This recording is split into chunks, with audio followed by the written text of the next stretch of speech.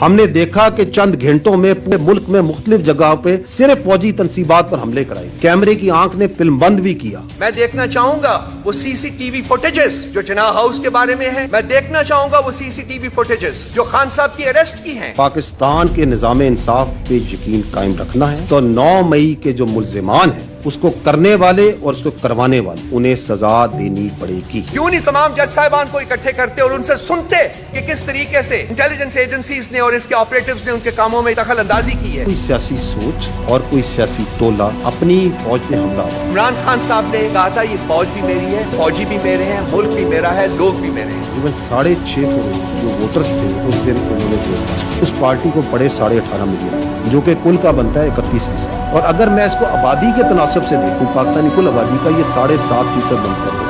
कहते हैं 7% लोगों ने पीटीआई को वोट दिया है। निकले तो सही बाहर, निकाले तो सही किसी और पॉलिटिकल पार्टी को, कहें यहाँ 2000 बंदा इकट्ठा करते हैं, हमें इजाजत दें, हम 2 लाख बंदे इकट्ठे कर देते हैं within 24 hours. They should take up the challenge. कहा जाता है कि जुडिशियल कमीशन बनाते हैं, वो जुडिशियल कमीशन इस बात का भी अहाता करे कि 2014 का धरना उसके मकासद क्या था। वो जुडिशियल कमीशन रिजीम चेंज जो ऑपरेशन हुआ था उसको भी प्रोब करेगा, खान साहब के ऊपर जो हमला हुआ था उसको भी प्रोब करेगा। ऐसी सियासी इंतशारी टोला जो कुछ कर रहा है और करवाता आ रहा है उसके साथ कोई बात नहीं। इंतशारी टोला का लफ्ज़ इस्तेमाल करके हमारे इलाकों के जल्सों में एक हमला नहीं